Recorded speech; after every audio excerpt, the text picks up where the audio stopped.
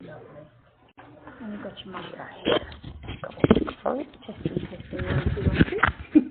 Testing. Two. I've always wanted to be a DJ. So it's the 8th of the 8th, 2018. Morning session. Good morning session. Yeah. So good morning, everybody. You're all very welcome. This morning, like we said at the end of the day yesterday, we're going to be looking at the National Construction Code, NCC. It's the Building Regulations of Australia, formerly known as BCA, the Building Code of Australia. It was given the new name of NCC about 3 or 4 years ago now. So the whole industry, sometimes you'll read documents and they'll still say BCA. And, you know, the more up-to-date documents will say NCC. But they are both one of the same thing. This is a presentation that's available on the NCC website. This is the NCC website is a ABCB website. Actually, we should write that up. The name of the website is a really great resource. Not only can you download for free the actual building regulations, but there are also lots of explanatory and supporting documents in there that are free for anyone working in this industry to refer to at any time. So if you have a look onto that website this morning, and you'll be able to follow on even this presentation. The PowerPoint that I have up on the screen is available on the website. I'm going to run through it this morning. I didn't write it, and it actually is my first time using it. So let's work through it together and go through the questions. But it is a good overview of what the NCC is all about, and that's really why I wanted to show it to you this morning.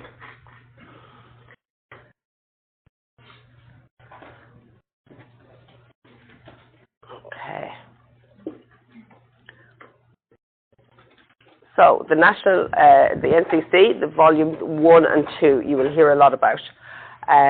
So I always mix this up, but volume 1 is 1 and 1 is 2. Yeah, 2 is 1 and 1 is 2. So not to confuse you, but volume 1 deals with what we do second all the time, which is our commercial side of the buildings, and volume 2 is for domestic construction, your class 1 and 10 buildings.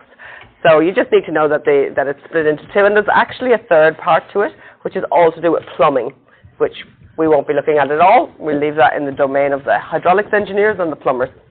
But we will be interested in volume 1 and volume 2 of the National Construction Code. So building regulations. The other thing to point out is that it's a performance-based code. What does that mean? So it means that it sets a standard, and your building must have a performance above that standard to comply. And it's quite prescriptive, and it will tell you how to achieve that. There are also within the NCC classifications, so every building has classifications. And these are just the table of contents of what's in it. But let's go on to the next one. So why does Australia have building regulations? What is the National Construction Code, and is the NCC part of law, and do I have to comply with it? And who produces the National Construction Code? So, answers to those. Primarily, the building regulations are there to protect people and the environment. So they're there for the benefit of all. So, like I said yesterday with planning regulations, I'm really hoping to have a group of students who will want to uphold the code, and I hope that I can get across to you that the code is there for all the right reasons, and instead of being a designer who's trying to get around the code and not comply with it, be a designer who wants to uphold the code and do the right thing by the regulations, because it is there for the benefit of everyone. So the NCC comprises of 2 volumes, volume 1, 2, and the PCA, which is the Plumbing Code of Australia, which is volume 3, which we just said. So yes, the third question there is the NCC part of the law, and do I have to comply with it? Yes, each state and territory adopts the NCC into its own legislation. And who produces the National Construction Code? The Australian Building Codes Board. And they do that through lots of industry consultation and, you know, obviously our own construction techniques, the common ones that we use.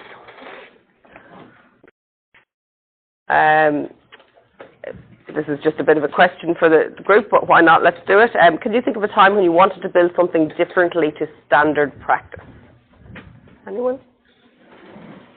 We did a few of those yesterday, but that was mostly Yeah, planning. that was mostly wasn't it? planning. Yeah. We're trying to get around the regulations there. Yeah. I can think of one really good example that has happened to me in the past. So I used to do a lot of energy efficiency modelling, and the modelling gives you the 5-star rating, which is the minimum standard in the Northern Territory for compliance with the NCC. And the modelling that you do only looks at homes that all homes are assumed to have air conditioning. Now there is the odd case in Darwin, it's the rarity rather than the norm, that where people want to build a home that doesn't have any air conditioning.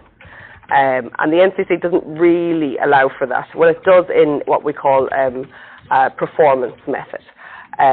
So when the client would come to me and say, oh, that's not standard practice. The standard is that most new houses that are built in Darwin will have air conditioning in them, and it'll be installed from the very first day, and it'll always be there. But there was one house out in the rural area, very remote actually, and they wanted a free-flowing house. They had no intentions to put the aircon in. So that was a case when, you know, a client came and they wanted to do something different. So how can we deal with that? I had It's so funny that they call it different now.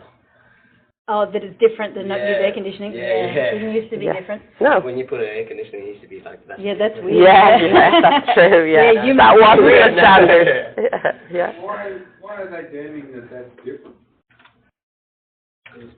Because it's not the norm. It's not the norm. Because it doesn't use mechanical ventilation. We've only got the air conditioner in one room. But you still have it. So it's about using Yeah. that energy efficiently. Yeah. Yeah. Yeah. It's about energy use, efficient energy use. And when you don't have any energy use, it's hard to gauge whether it's going to be a comfortable building or not.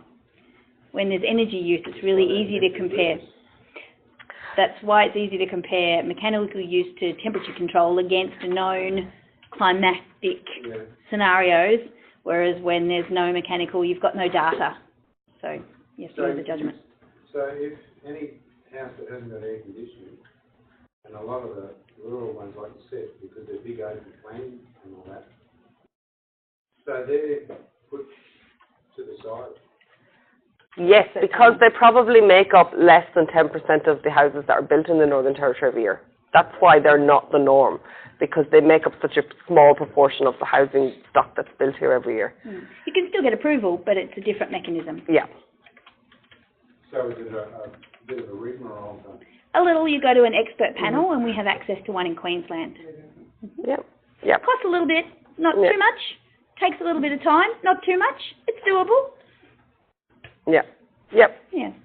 But it's an alternative solution. It's an alternative solution. Yeah. And to be fair, the energy modelling we do is also an alternative solution. It's not the deemed to comply method. No. So with the deemed, we'll get into this and I'll run through the slides, but there are, we're literally hitting on it now. So I might just continue with this and I'll talk to that as we go through. And I had a stay client on once the who same wanted subject. to use a fancy set of footings.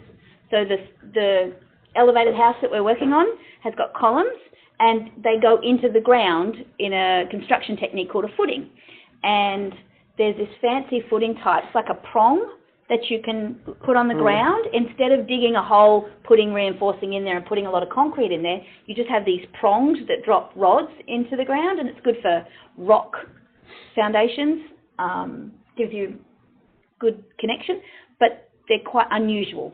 That's not typical. It's not the way we do things. It's not tried and true and tested and known. So you'd have to get an engineer to say that it was compliant with the wind codes and the NCC to get approval. So I haven't seen it in action, but I had somebody throw that around. Oh, wouldn't it be cool to do this? And I'm like, oh, no.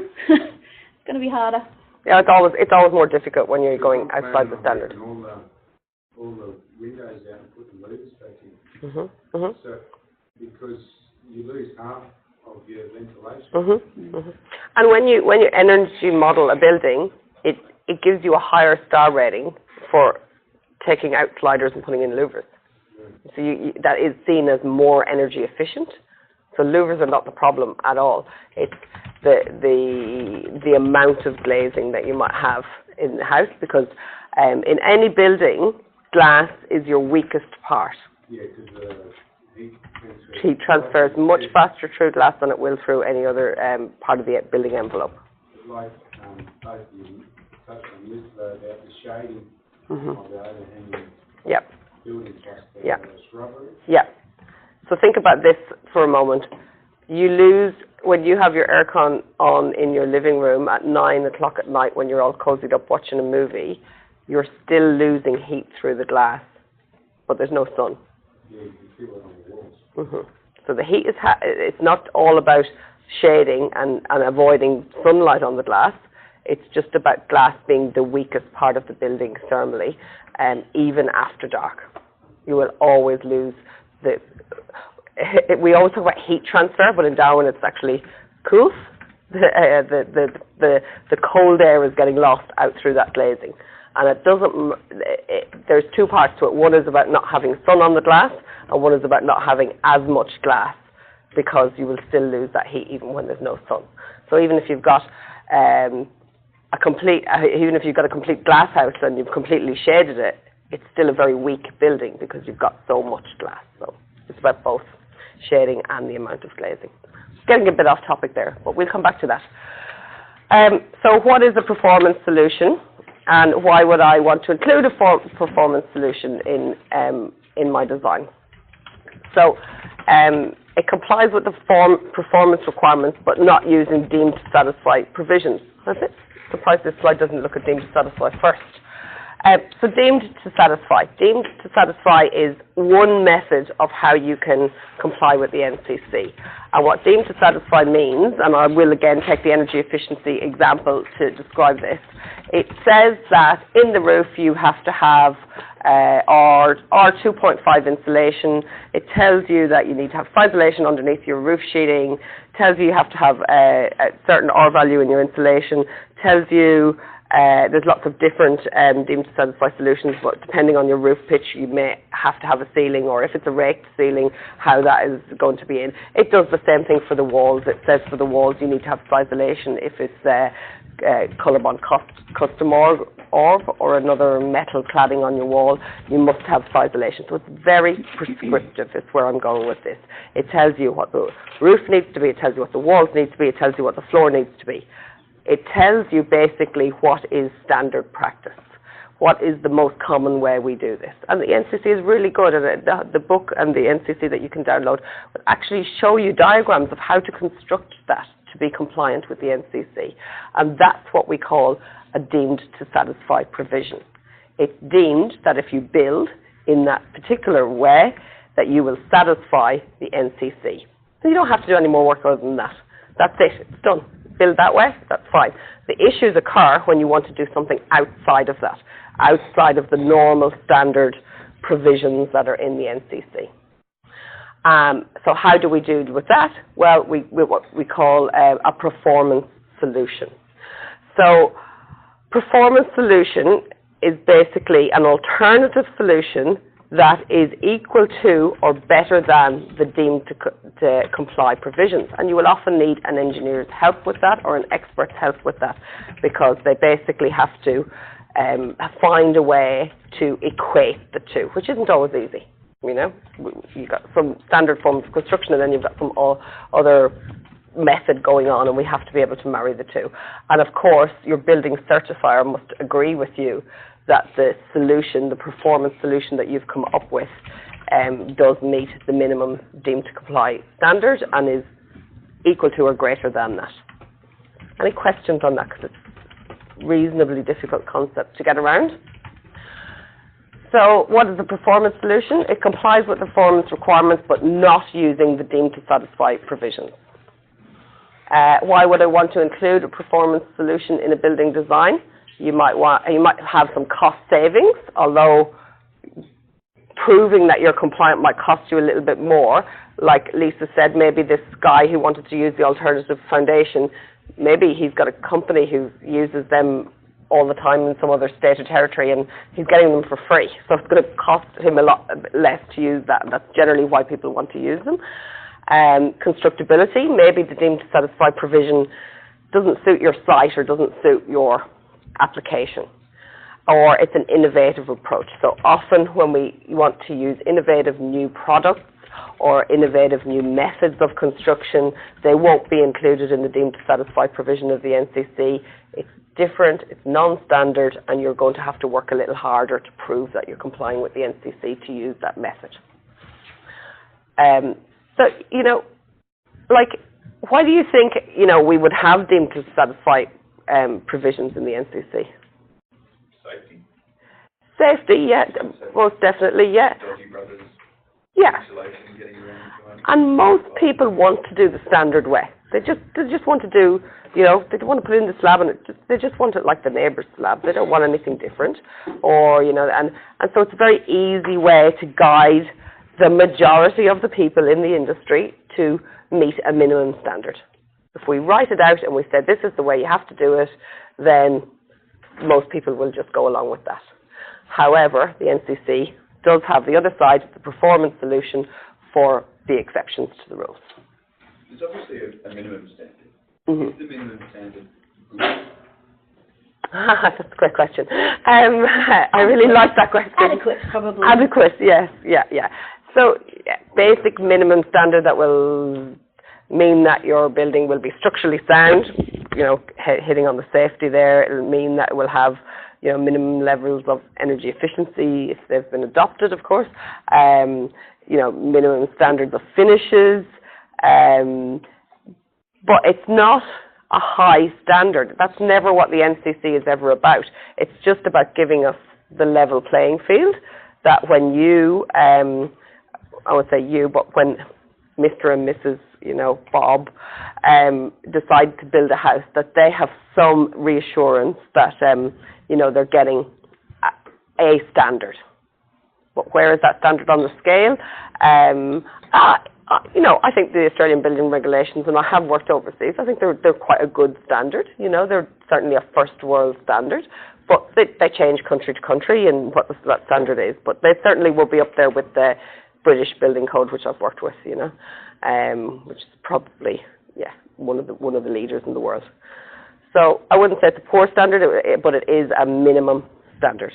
So when people tell me things like, oh, you know, 5-star energy rating on the houses, that's amazing, you know, my house is so efficient, that's just a minimum standard. You know, if you start to tell me you've got 8-star rating on your house, I'm starting to be impressed. But 5-star, that's what everyone should have, just so we're at a level. And then, of course, what it does, it's a benchmark, of course, and as we evolve, I suppose, and come up with new construction methods, so does the NCC. It changes. It used to be annually, now it's every 3 years. So we can always raise the standard in little increments every couple of years, and that tends to happen. Okay. Any other questions? Everybody following along? Nobody's giving me the red. No, we haven't had the traffic lights. Traffic lights. Don't forget about them. We're going too fast. Nobody's sleeping just yet. So NCC application. So what types of building work need to comply with the NCC, and are the state and territory regulations, council regulations, the NCC, Australian standards, and all the other rules that we spoke about in the last week. How do they all fit together? Wow, that's a huge question. I'm not sure I'm going to be able to answer that question. Okay. Just ponder that for the moment, yeah. How do all these regulations work? There's probably a sort of a hierarchy, but it's just a feeling, it's not prescribed. So obviously the Act is first, the Building Act, but like I said, if you read that, it doesn't tell you what to do. It just is a whole bunch of laws about safety and protection and life and limb. So the Australian standards and the NCC are probably, so Australian standards are probably here and the NCC is probably here. They just sort of overlap because the NCC references out to the Australian standards, but the Australian standards doesn't reference the NCC. So it's only a one-way direction referencing, where if extra information or more specific or detailed information is required in a further standard, the NCC will send you there. So I mentioned last week termite management techniques. You might have a small bit of information in the NCC about having to have a termite management plan, and then it will say as per AS 3660, and it'll send you to an Australian standard that fulfills all the other information that you might need. So a little bit above and beyond where the NCC might take you. And the disabled code is probably the one that we go to quite a bit. If you tried to incorporate AS 1428 into the NCC document, the document will get so much larger, but it doesn't always apply. Like we said yesterday, it's not mandatory in Class 1 and 10 buildings, so you wouldn't have to include it all the time. So it would just be there for if and when, and that becomes a really big document with a lot of duplication. And then, of course, if you change something, you've got to remember to change both documents, which is always bad practice when it comes to these kinds of documents. So if there's something included in a piece of information somewhere else, you just go there. And then we've got the Northern Territory Deemed to Comply Manual that we looked at last week, which sort of sits underneath the NCC, if you like, because it's an approved alternative solution that complies with the performance requirements of the NCC. But it's our way of doing, say, cladding fixing. So you won't see that in the NCC, and so it would reference back to the NCC from the Deemed to Comply Manual. So they're all at different levels. They kind of work together in the end. They all work together in the end, yeah. And you knowing will... which thing you want from which thing. It's knowing where to go for the information that you require. So I would say the two really big ones that you need to comply with are the planning regulations and the NCC. The NCC will tell you if you need to go to an Australian standard. Yeah. So, you know, go to the NCC first, and then it will tell you later on if you need to reference the standard. So I find the standards sort of sit off to the side over here. I've got to comply with planning, I've got to comply with the NCC. If the NCC sends me over here to the Australian standards, that's where I'll go. The Deemed to Comply Manual is very unique to the Northern Territory.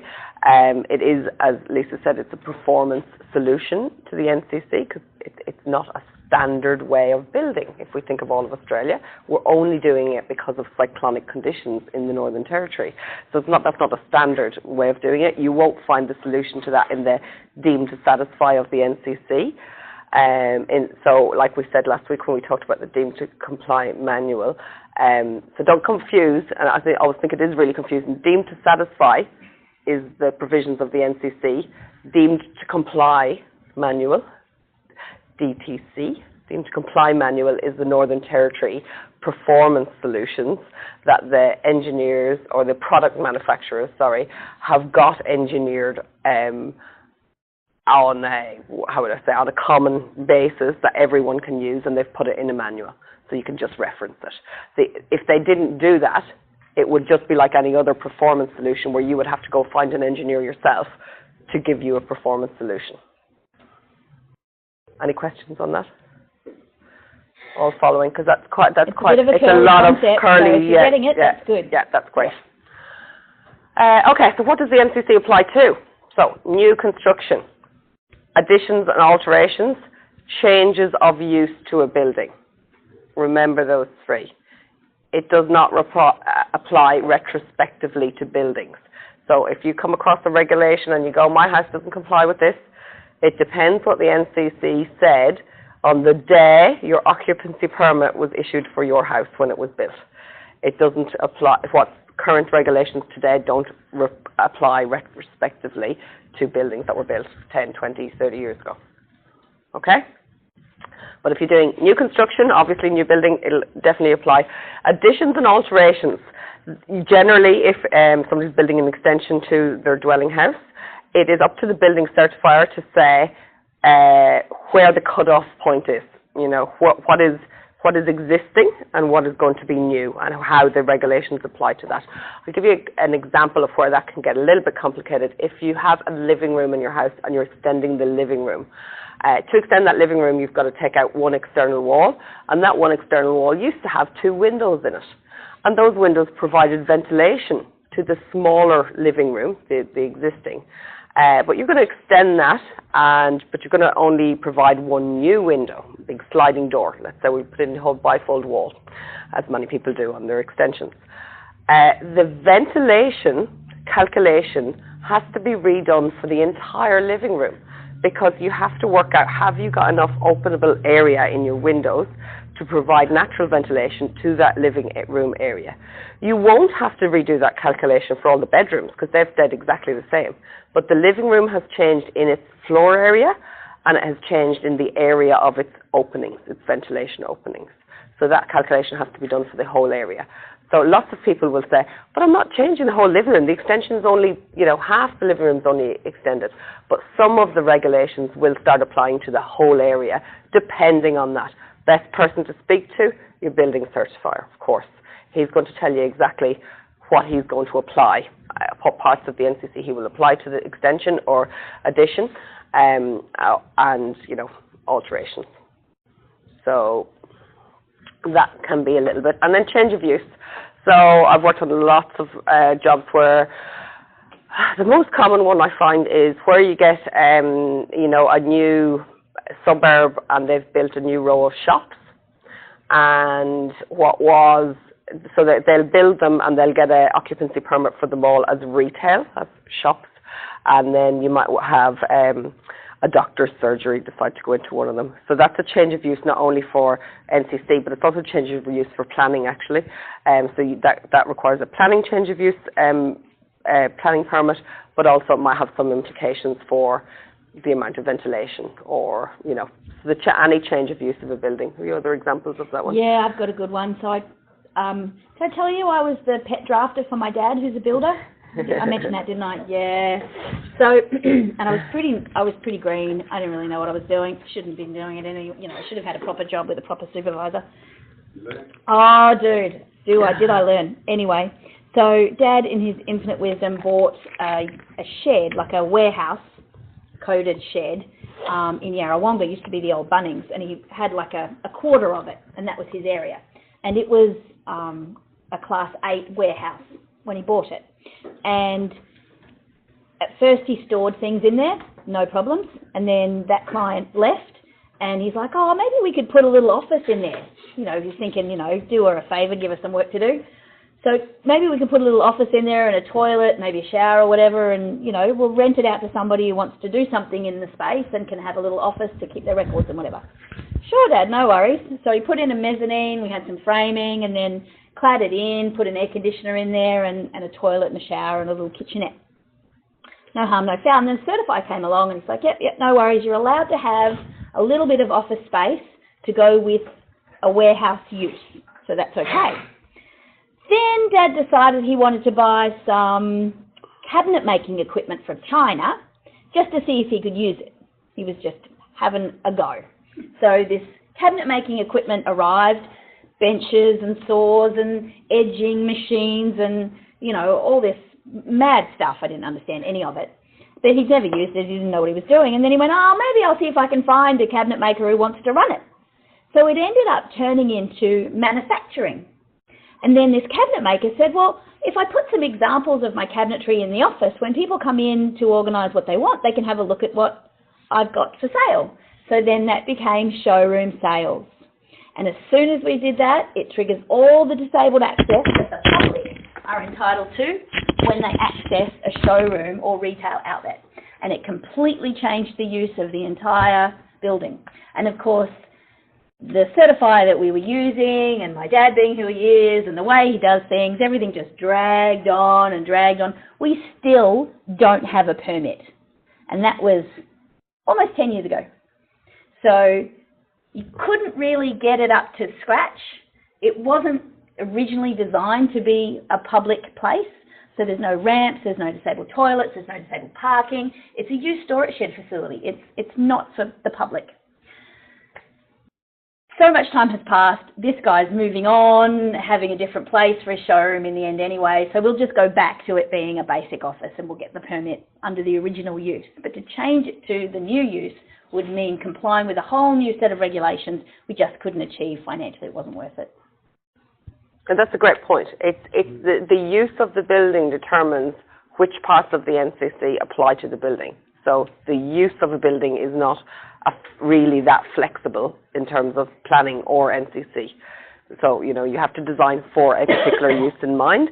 The building certifier has to give the building a classification, and that's once he has classified your building, and that is actually a vital piece of information to get from your certifier very early in a project. What is the classification of my building? And we'll see a bit further on. The NCC has all different classes of buildings for different uses, and then, as I said, that triggers what rules apply to that building. So changing the use of a building isn't straightforward as it might seem. It really isn't. A good example would be that series of blocks. Oh, yeah. I can't watch that show. Makes me so mad. That's about the best Can't show watch it. I reckon that you can watch, because I don't believe in any of those other ones. Yeah. But I don't personally watch it, but occasionally I look at it. But a lot of the others, I just can't do that. Yeah. Yeah. I can't watch it. Drives me bonkers. No, I can't watch Block either. It doesn't show you anything. They just show you finished things. They don't show you how they got to that. I bought the book for last year, Yeah. thinking that I might get some ideas and everything. Yeah. Nothing. There was 2 pages I ripped out of the whole book. Oh, that were good.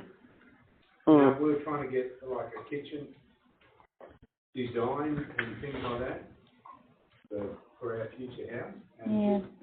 like, they look nice, but a lot of them aren't practical. They're there to sell. Mm. I would not buy Agreed. an apartment or a house built on the block if you were giving it to me for free, Mm. No. because the way they constructed has Yeah. just, it's so fast and furious that there's got to be shortcuts taken all over the place. So Yeah. Yeah. no way. Bad. It might look really good on the day of sale, but I don't know what it's going to be like in 2 years' time. So yeah, Anybody that's ever painted will know that you can't hang a picture. yeah. in 5 the same minutes wall, after you In wall that you've just and then you've painted. got to watch it to start with. Yeah. Yeah. Yeah. You Okay. don't watch that So show. change of use is one to look out for anyway, guys. Okay, we'll go back to the table classes. So, what do building classifications represent? So we just talked about building classifications. Classifications acknowledges the different that different buildings uses have different needs, different risks, activities conducted, the type and number of occupants will determine different building requirements.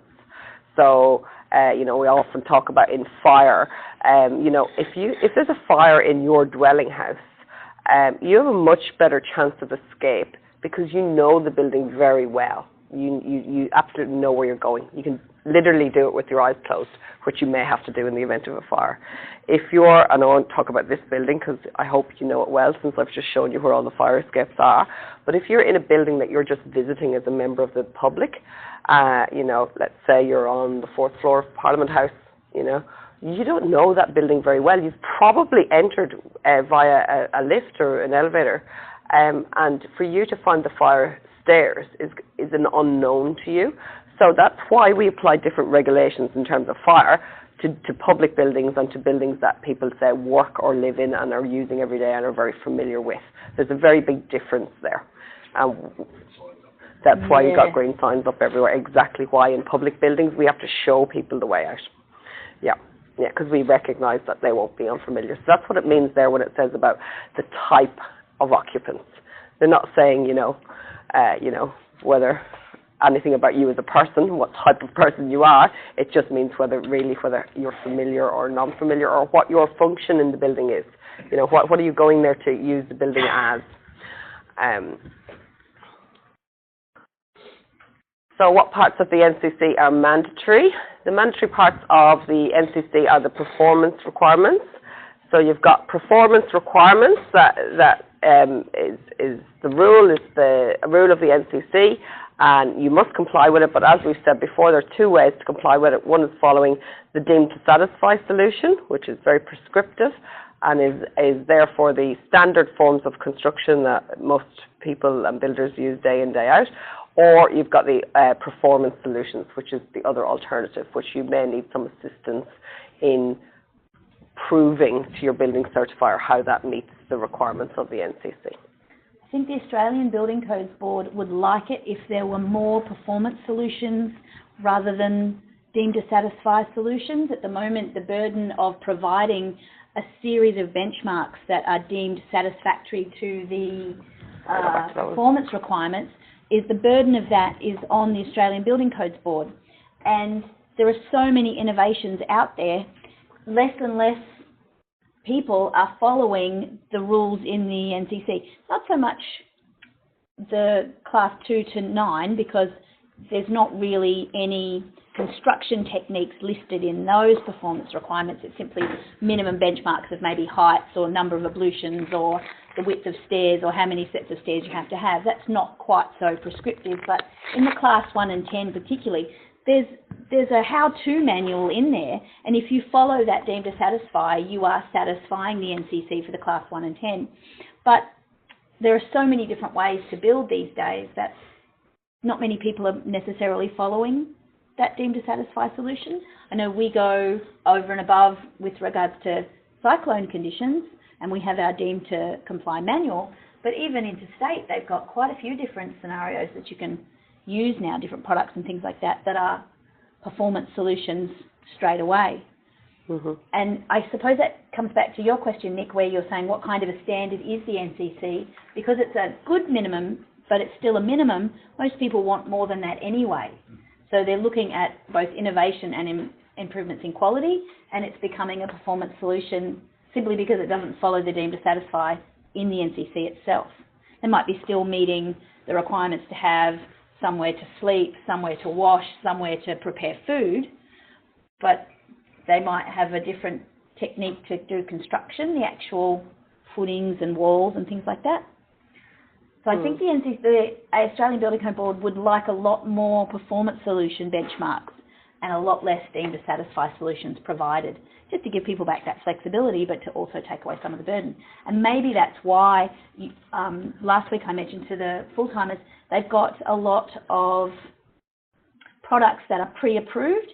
So the Australian Building Code Board is producing a coded series of manufacturing techniques or material products under a code mark or a watermark approval system, a bit like our deemed to comply system. That one's special because it's for cyclonic conditions, and the Australian Building Code Board's approval process is just for standard conditions. But it's a whole host of different alternative solutions that have already been tested and pre-approved. So I think they would like a lot more of those and a lot less responsibility for the deemed to satisfy. Yep. So just to add on to that, deemed to satisfy is that the basic minimum standard. Mm-hmm. If you want to get beyond that and go above that, which a lot of your clients will do, then really they are into a performance solution, which is not something to be afraid of. It's actually something to be really encouraged. Yeah. But a lot of people are a bit nervous about going down the performance solution route.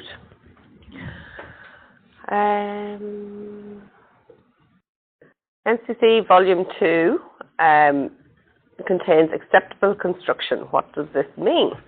This is actually where what we're just talking about. Yeah, so acceptable solution, acceptable construction practice, acceptable construction manual. I don't know what the acceptable construction manual is, but the whole volume. So it's reference documents. 3 onwards, isn't it? Yeah, yeah. So as I said, you do have the actual rules in there on the website, the Volume 1, Volume 2, Volume 3 of the NCC. There are lots of other supporting documents, and I think that's probably what they're referring to here. Yeah.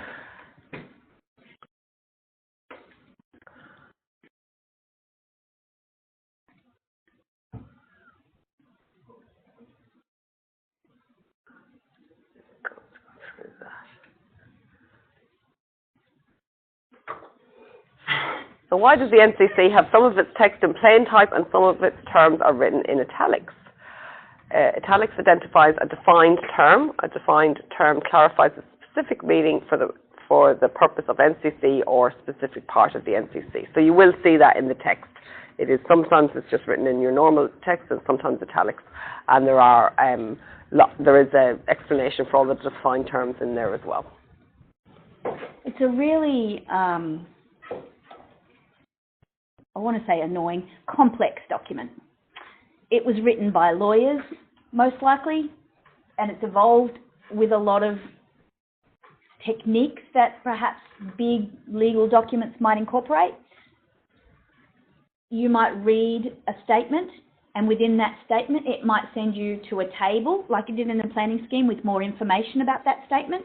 It might send you to an Australian standard for further information about that statement, or it might send you to a specification within the NCC about that statement, or it might send you to a further clause for further information.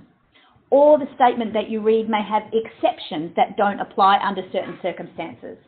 So that can be a really difficult concept to get your head around as it's happening. So it's the kind of thing that comes with experience, and we're here to help interpret, and this first exposure to it will just give you the confidence to say which does apply to me and which doesn't. Because sometimes what you're reading doesn't necessarily apply to what you're investigating. It can be circular. You may sometimes find yourself going around and around in circles because the clause it takes you to or the table that it takes you references you back to where you came from. So it can be a little bit painful sometimes.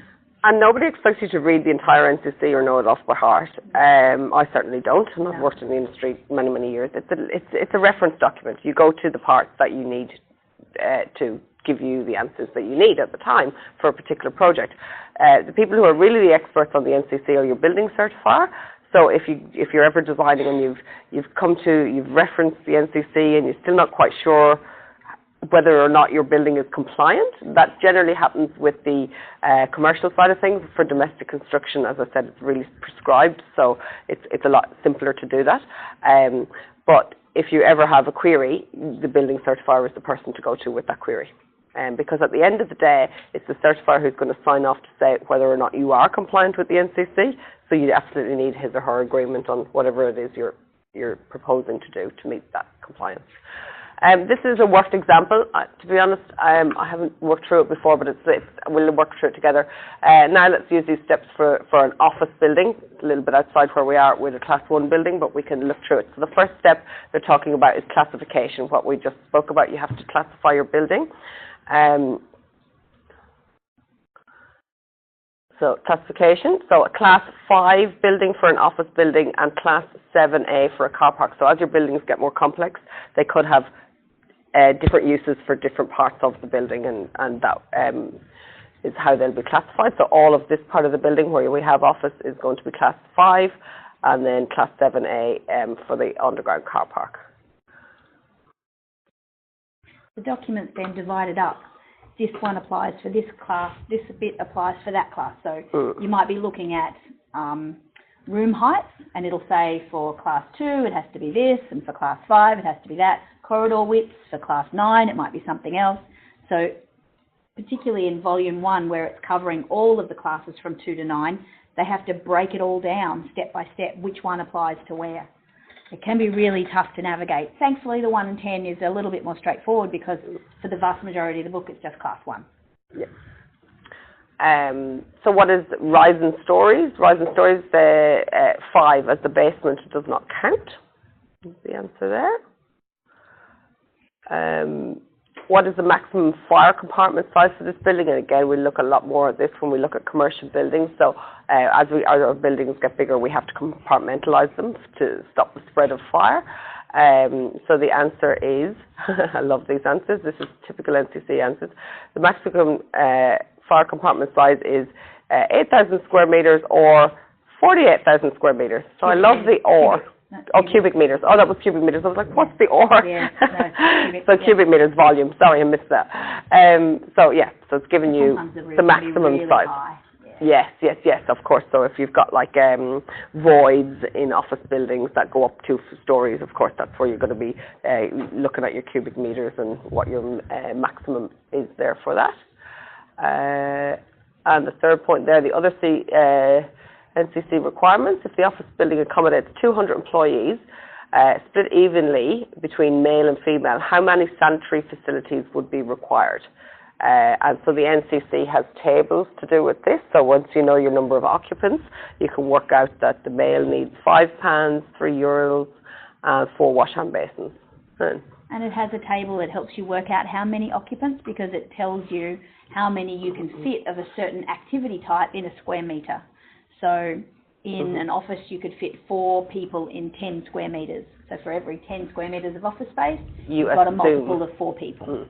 And then once you have that number of people, then you go to the next table, it references on, you look and say, all right, well, how many staff have you got? This is how many sanitary compartments you have to have. It even tells you what the split of male and female ratio is expected to be. Obviously, for the majority, it's 50-50, but for some industries, there's allowances to favour one. hmm So for those of you who are trying to get around the regulations, you're not allowed to just assume that in a huge office building you only have 5 employees and do a cost saving by only providing one unisex toilet for everyone. That's not allowed. It will actually tell you how to calculate the number of occupants. So it's not actually the number of occupants, because who knows that? Always remember that the building that you're designing, it's not about that building in the next 6 months when the first occupants go in. It's about the life of that building over the next 30 years. So that's why the NCC will tell us how many occupants that building can hold, that it's possible to hold. It's not about the amount of occupants that it actually will hold next month, because the use can change, or the occupancy can change over time. And so when we design buildings, we design them for their maximum usage. We have to, for fire and for provision of sanitary facilities. Just as an aside, don't forget too, the change of use will change the NCC rules about ablutions and disabled access and people and all the rest of it, but it might also change the construction. So there was an office building in the city that they put a gymnasium on a floor, and it deflected the structure underneath it because weights are heavy and they bang, and all the windows blew out. They actually changed the way the building worked because they didn't, So things like musical instruments, pianos, libraries with stacks of books, filing cabinets, lots of papers, and gymnasiums, they have completely different structural requirements than where we're sitting right now. We're not making any impact on the slab that we're sitting on at all. We're quite light. The load's really quite bearable, but if you change the use, it's not just about the rules in the NCC, it's also about the structural system as well. We'll get to that next week, though. So with the office block and the toilets, so naturally there's a lot of old buildings in town which are only got 1 male and 2 female for the 50 or 60 occupants. Yeah. Whereas the newer ones obviously have There's a lot more. Yeah. Yeah. And if you change something, then you've got to bring it all up to code. But if you don't change it, it just stays the way it is. So where, like how, if they change part of that building or something, they have to... If you change the use and it triggers a building permit, then everything would have to come up to code. It's measured at the time that it was built. So if you don't change the use and you don't change any of the layouts or anything, it'd never trigger a requirement to upgrade. You can still upgrade it. There's no rule that says you can't upgrade because it's a good idea.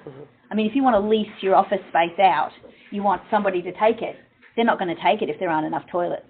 Well, that'd be why a lot of businesses move from a perfectly good building into a brand new building, and you think the rent was cheaper at that crappy place. Yeah. Because of the Satisfaction drops, That's well above the NCC. That's about market demand and real estate and all the rest of it. Yeah. Morning. Welcome. And I think that's the end of that one. So that was just an introductory slide into the NCC, talking about that. The other one I'd like to pull up now are probably the classifications, because I thought it was going to go into that for me. That'd be good. We've mentioned building classes quite a bit already, so this will be somewhat familiar. So we'll just go onto the website here. There's some fantastic image-based guides that you can Google. If you Google Australian building classes and just click on images, sometimes you can get some terrific little silhouettes of different shapes, and it just is a quick ready reckoner of what class is what. So I've already mentioned class 8 is a warehouse. That example had 7B is a car park. We've said class 1 and 10 over and over and over. There are actually a few different types of class 1 buildings. So a class 1A is your detached single dwelling, your typical category, your typical house, yes. There's 1B, then there's 10, which goes with it, so carports and garages, ancillary buildings, sheds, porticos, all those other buildings that they listed in the planning scheme, they're typically class 10 buildings, not necessarily shade sales. They probably have a different classification, just a temporary structure, something like that. But there's 10A and 10B. With regards to those ancillary structures, within the 9s, the class 9s. There's A and B and I think C as well. They're healthcare buildings and aged care buildings and things like that. There's a new, I can't think off the top of my head. It might be a 10 or it might be a number. It'll come to us later when we look at the NCC classes. But there's a new section C of one of the classes for bushfire shelters. Following all the bushfire storms in Victoria, it was needed to have a set of rules about how they would be constructed because they're quite a unique building. So it's about the fire rating level of those structures and the ventilation and size and clearance of those kinds of structures. So they're safe to occupy if the event of a firestorm was to happen again. People could shelter. It's also, as much as it was about the safety of the fire shelter, as much as the safety of not using it as a shed, Yeah. also seemed very important. Good point, yeah. So don't store flammable things in there. Mm-hmm. Yeah, it's a confined space. So don't have bad fumes inside somewhere where you're going to rush in without time to evacuate everything else that's in there. This is probably a very good point. And that reminds me, good timing. That reminds me too, did anybody see on the news that the US have approved asbestos manufacturing again? No way. Way. Well, it's obviously... Mining. Nope. Just on a case-by-case basis for whatever you want, but according to, I'm just like, Giving So- jobs to the workers. oh, terrific, isn't We're it? just going to build a wall with God it. bless Donald Trump. Yeah, that'll keep the Mexicans out. Oy, oy, oy. So yeah, that's in the news. Something to keep it. Yeah, that's what I reckon. He's going to build a new wall out of asbestos. That's exactly what he's going to do. Oh, gosh. Unbelievable. Unbelievable. I really was slack-jawed on that one. I was like, and I honestly thought it couldn't possibly be true. Like, there's so many satirical jokes out there about Donald Trump at the moment. I thought this must be just a beat-up of some silly joke that he may have said flippantly. No, apparently not. Yeah, that's Oh, look, honestly, blows my mind. Blows my mind. Oh, look, there it is, class 1 Yeah. AB. Awesome. Yeah. I really like this one. I might just pull this one over. This is a really simple one.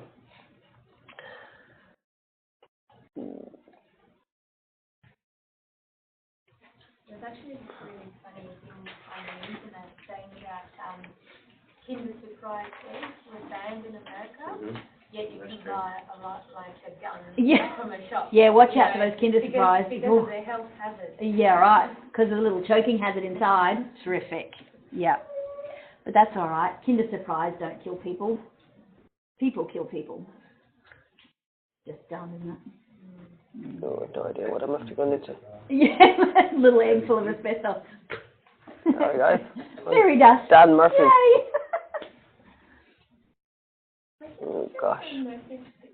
Construction going ahead. Yes. I think it is. Yeah, I think so. Yeah. It was like a land for lease or something signed there, which I thought maybe it's Yeah. abandoned. I think they did overcome it in the end. I know the designer, and We can't read that, can we? I think don't know where it's to somewhere- zoom it. That's all right. I'll go back to the other one. Yeah, if you click visit. Go No, to it's the bringing me actual- to Dan Murphy's website, Oh, which is the- why we're having that yeah. conversation. You do not want to go Yeah, there. nurses just built 2 big warehouses and put a walkway between them. Yeah.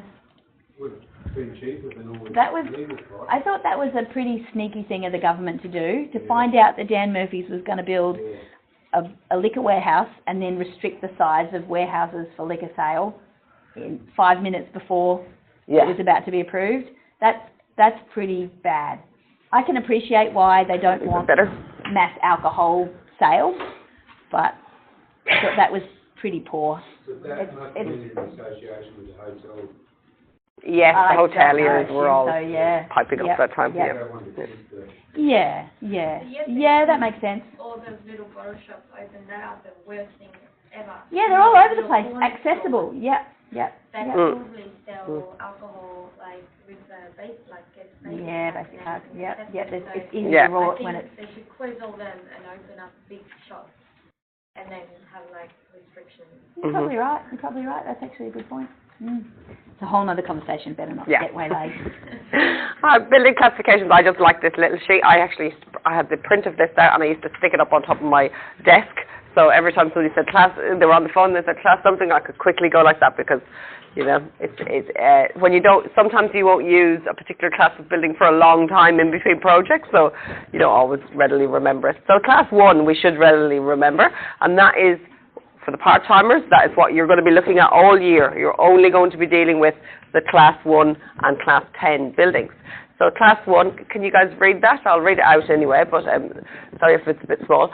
So class 1A, so sometimes the classifications have a letter attached to them, which is a subclass. A single dwelling being a detached house, or one or more attached dwellings, each being a building separated by a fire-resisting wall, including a row house, terrace house, townhouse, or villa unit. Class 1B is a boarding house, guest house, hostel, or the like, with a total area of all floors not exceeding 300 metres squared, and where not more than 12 reside, so quite a small scale, and is not located above or below another dwelling or another class of building other than a private garage. Okay? Attached. So this would be upstairs and downstairs. Upstairs, just have a look at those on first. And then there's a big firewall, acoustic separation. It doesn't normally look like a gable like that. It normally looks the other way. I just wanted to show each. So, class 2 building, a building containing 2 or more sole occupancy units. So that's another term that you probably haven't come across before. So sole occupancy units, self-contained, an apartment basically. One or more sole occupancy units, each being a separate dwelling. So a class 2, could a hotel be a class 2? No, Why not? Yes, because they're not separate. They're not sole occupancy units. So you might have a bedroom and you might have a mini kitchen, because they're part, but it's part of the services of a whole other building, whereas sole occupancy means it's contained, it's yours So if you they- buy it. Complete 2 units separate, no roof joinage. No. Oh no, the roof can join them. Obviously, an apartment building is a class 2, but there will be, in an apartment building, there will be common areas, the duct, where all the services will come through, and then it will come, remember yesterday we spoke about services, it's really important not to go across a neighbouring property with your services. Well, in an apartment building, the services will never go across another person's apartment. It will always be in a common area, and then the services will come off into each unit separately, so it's self-contained, and it's got its own service supplies. Get it and chop it off. A class 3 is a residential building other than a class 1 or 2, which is common place of long-term or transient living for a number of unrelated persons. Example, boarding houses, hostel, backpackers accommodation, or residential part of a hotel, motel, school or detention centre. Something like a boarding school, residential part of a hotel. So sometimes we have hotels that have service departments. Or manager's residence. Our manager's residence, yeah. So as well. that, class 1B, Yes, is up to 12 people. up to 12 people, yes. So very small boarding houses, yeah. Yeah. So this class 3, I've certainly had a class 3 building where it was the Salvation Army, accommodation block was a class 3 building. So persons who are unrelated to each other, but it's a permanent residence as well. Class 4, a dwelling in a building that is a class 5, 6, 7, 8 or 9. Anyone want to guess what that is?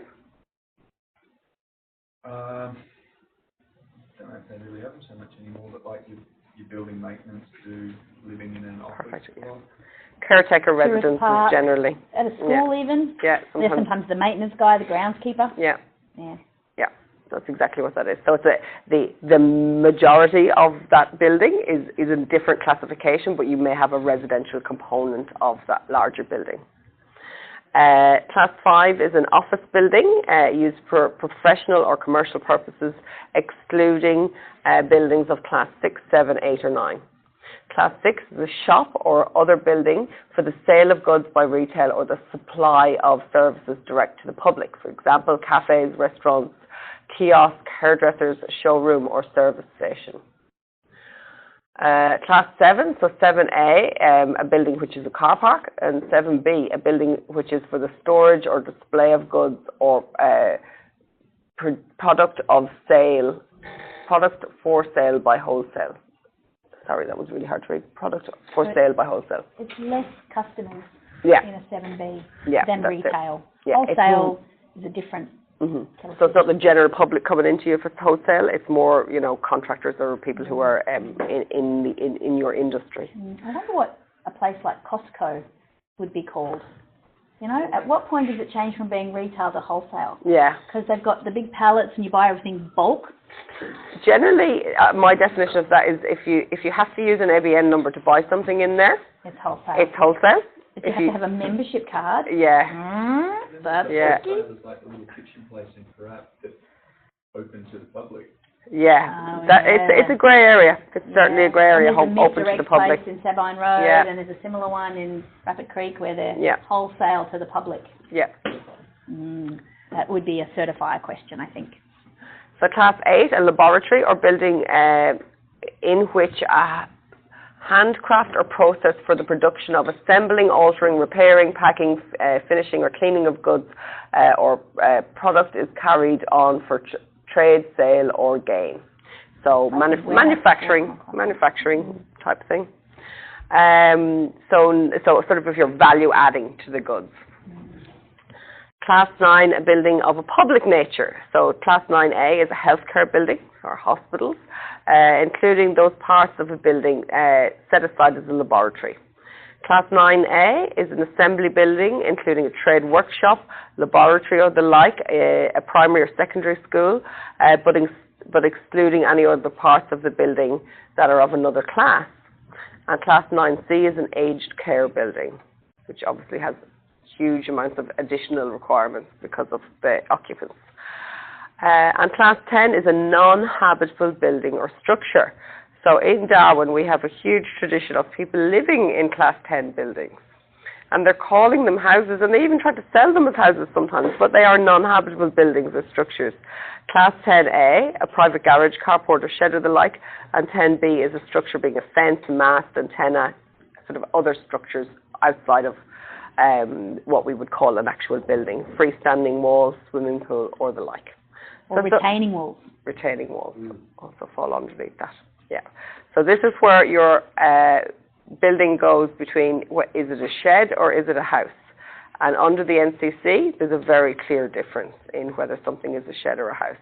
And it doesn't matter how many fancy kitchens you put in there, or nice sofas, or good tiling and lovely finishes, it's still a shed. It is not a house. Bring the branch over and it's Class 1. It's got tarp wrapped around it, you love it, you come on. So. That might be a little dated because it doesn't have the bushfire shelter. Oh, right, it doesn't have that one on it. So I might go back to 9. Is it 10C, is it? 10C. Yeah, in the NCC itself. I'll just go through this one before we pick up the other one. A workshop, as in, does that fall into the school? No. What kind of Or is workshop? that for, tradies workshop type thing? Like you're at home or for sale or a business. a business? You know, like mechanic, electrician, Oh, okay. carpenter. So they're generally the ones where I said it adds a value. So the display of goods for, No, not wholesale? as a display, but no, but you're selling them no, within the trade to or to repair. the people? Just So to the public? So it'd be like a service station or a retail shop. Okay.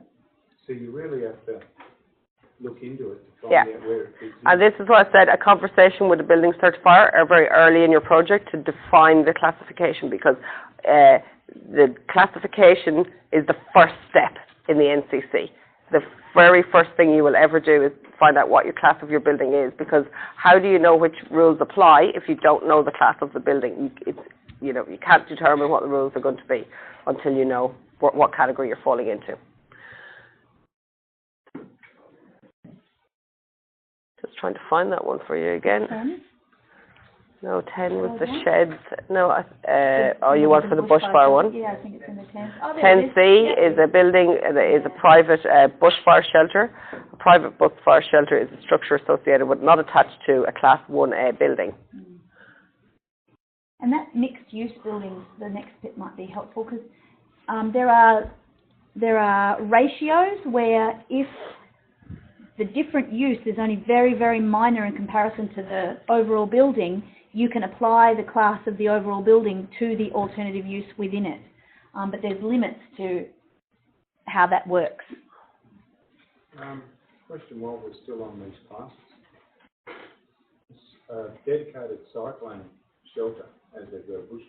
Obviously because of our coding, it should already be up to cyclone.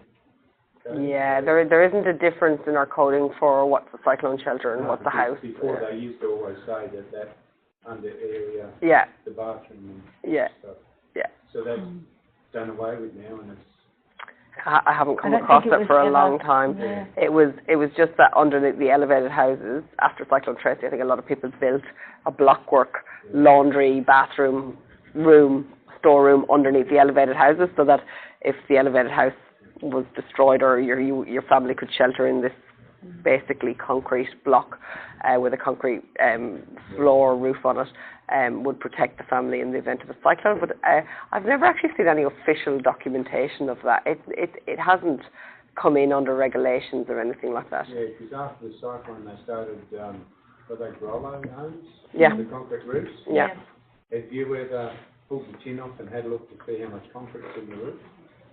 My daughter bought one, and we thought, how did this pass? The metal purlins and all that just had a bit sitting in there because we were investigating why it was leaking, because it's They tend to leak a lot. inside. They hadn't put enough concrete in the roof because the seat channels are 150, and there was only about 50 mil of concrete, and it was just chucked in there, had to run it along. Like a screed more than a concrete slab. Yeah, It's 50 mil. Yeah. She, because everything is concreted in, you can't put new conduits in for your electric or your water and your air conditioning, so it's all got to be run external. So what she's planning on doing is running all new stuff through the ceiling and then reconcreting it and re-tinning it. Right. Whole new roof. Yeah, whole new roof, so it becomes a good cyclone Yeah. thing, and she gets all her new electrics because at the moment she's every room, because they only have one power point in each room, and you can't poke anything down the internal wall because the walls they've got, it's probably bloody Asbestos. in the walls. Likely. Yep. We could spend a long time talking about that. Yeah. Yeah. Yeah, but Yeah. we won't. There's lots of issues, obviously when you renovate older houses, it's just the way it is. And as we just said this morning too, the code was different back then. It just didn't, and it's not applied retrospectively until you go to do that renovation. I've had lots of people ring me up and say, can you tell me if my house is to code? Yeah. It's a big statement everybody wants to have a nice answer to. And all you can really say is, yes, it was built to code when it was built. But the codes have probably changed since then, and of course the maintenance and upkeep of what was built may have not been maintained. So if what was in place at the time has degraded, rusted and lacks strength, it doesn't make any difference whether it was built to code or not. If what was there isn't doing any work, and a cyclone comes along, it will just tear it to shreds because it's rusted out. So Cyclone don't really care about the NCC. No. I mean, an engineer can come along and tell you all those things. No, that's right. Yeah. So an engineer can come along, take some roof sheets off and have a look at the structure and things like that. But absolutely. You can there's get no any real house quick can be answer. inspected. You can get a building status report done on any house at any time. The people who carry out them, to the best of my knowledge, do a reasonably good job. Normally people get a building status report when they are about to purchase a house, and what this building status report tells you is whether or not the home is compliant with planning legislation at the time it was built and NCC legislation at the time it was built. So you get a whole report from an inspector who will go out and do those inspections on your house, and they'll do some sort of structural report as well. So, and of course then, you know, if you're ever purchasing a house, as a consumer, you can ask the question directly of the real estate agent, does this house have any non-compliant components to it? And if they have that knowledge, they are, by law, they must declare them to you. So it's a very good question to ask. It's an intelligent question to ask of your real estate agent. Now, real estate agents, you know, are not known for their, you know, complete honesty. So if you don't ask them, they probably won't tell you. But legally, if you ask the direct question, they're supposed to give you the direct answer, if they know the information. Are they allowed to sell it if it's non-compliant? Yes, absolutely. If it's non-compliant, yeah. No, they don't have to tell you. It's up to you as a consumer to ask. Oh. Yep. In the territory? Yep. I Anywhere. knew it was like that. Anywhere. Anywhere. Yeah. It's up to you as a purchaser. So you're buying what you're seeing, and it's up to you to do your due diligence and get a building status report. Yeah. A lot of people don't want to pay for them. I think they're worth their weight in gold. You're buying a very expensive product. If you went to buy a washing machine, you probably wouldn't buy it without some sort of warranty. So why would you buy a house on face value? So get your building status report and know what it is and isn't compliant with. Now, lots of people buy properties that have a non-compliant granny flat out the back. And they're quite aware of that at the time, but they see a value in it for themselves and they go ahead with the purchase. So it's you know, it's a buyer's choice to do that. Some building status reports don't inspect the construction in comparison to the drawings and things like that. They'll give you a report on what they've learned. It's a desktop audit, if you like, and they'll compare the drawings to the codes. So if you want somebody to actually get in there, it's a little extra that you have to ask for as part of that building status. It's doable, but it means the builder has to know what they're looking at and get in there and inspect it. Yeah. What happens if you buy a block that's halfway through a build and you have to get another building permit? Yes. That doesn't Most sound likely. right. Yeah. Yeah. Well, you don't have an occupancy permit. So if you're buying something without an occupancy permit, then you're buying something that really, the building permit will expire after 2 years from when the builder was started, when it was issued, and you don't have an occupancy permit. So you haven't, what you you've would bought normally is... have to demolish what Yeah. you've got and start over, because it's hard to get a certification for something that hasn't been inspected or permitted by the same person. If you can get a relationship with the same inspector that did the first half, you might get there. But if that person is gone as well, then you would probably have to start from scratch. So the half-built buildings, what you work with, Maybe. It's Depends worth what the it bricks is. and mortar. Yeah, you might be able to salvage yeah. the materials. Yeah. If you can pick up where the other person left off, it's Yeah, quite it's got a recent, value. and you've got an agreement with the certifier to continue the permit, and you're transferring that permit from one owner to the next, there might be a way of doing that. If it's current, For if it hasn't expired. For 1 minute, just before break time, I want you Yeah. to all to put yourself in the position of the building certifier. Okay? You work for yourself in the Northern Territory. When you sign off on the occupancy permit, you're taking all of the legal responsibility that the building is built in accordance with the NCC. Just be that person for a moment, because some of you will go out there and you will end up working for a building certifier, and this will be your role, okay? So all of that responsibility and weight is now on your shoulders to make sure that building is compliant. Do you, if a client comes to you with a half-built house, do you take that responsibility? Do you say, didn't need to see the foundations anyway, or didn't really need to see that slab being poured, I can just assume that all the reinforcing's in there. Because remember, as a client, you want to continue the build, if we take your example, David, but then there's many, many examples. But you're a client, you want to finish the build, you want some value in this property that you've bought that's half finished.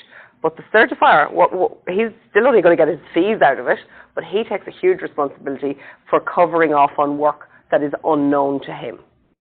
So I think if you can get an idea of that concept, if you ever are, on behalf of one of your clients, approaching a building certifier and asking him to do something that's a huge risk to him, I just want you to realise what you're asking of that person. It's quite big, and it's not a public service here. They don't work for the councils. They don't have to take on the work. They just say no.